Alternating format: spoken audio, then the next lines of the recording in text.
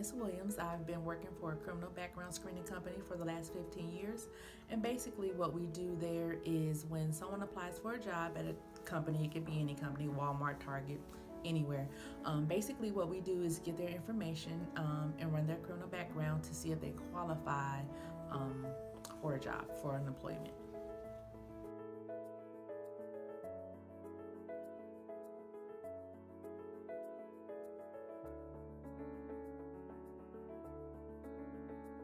Do I think it holds black people down? Well, it's kind of a double-edged sword because there are times where I've seen where individuals kind of do it to themselves by getting arrested multiple times, and sometimes it's for the same crime. So it kind of sends a message that they don't really learn from their lessons.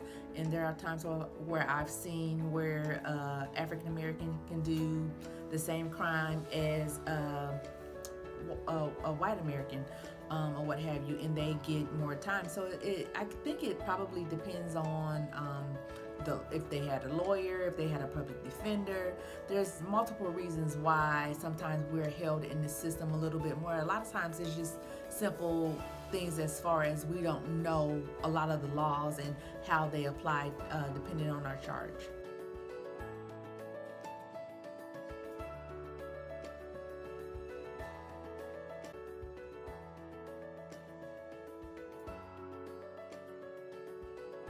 Do I think criminal histories affect your life? It does, because that's sometimes the first thing that people look at. How many times you've been to prison? What was the charge as far as why you went to prison? So yes, it does help. It's sometimes it's a hindrance, it's a burden because people automatically judge you for whatever reason why you've been to prison. So it definitely affects your chances of living and having a life outside of prison, a life of outside of crime.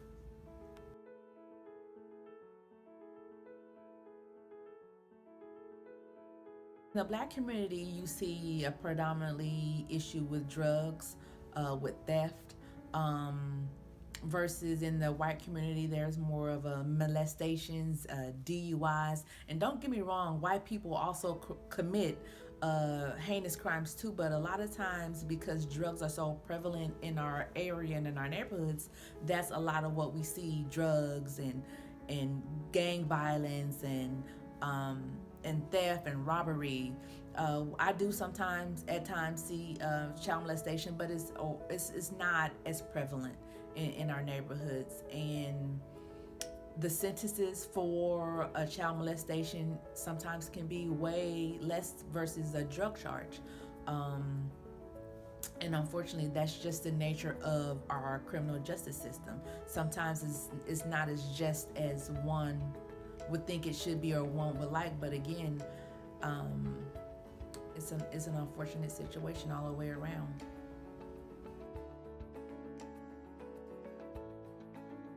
It can take a good toll on you.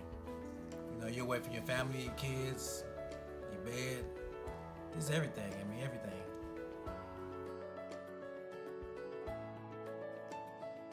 Criminal justice system, how different do they treat black and white? Some cases it's fair. Some counties, different states, I feel that they do. As far as my knowledge, it goes both ways. Like I said, it varies different states.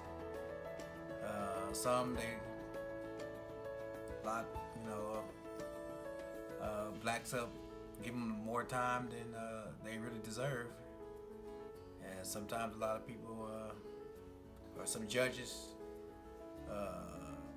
the whites will do,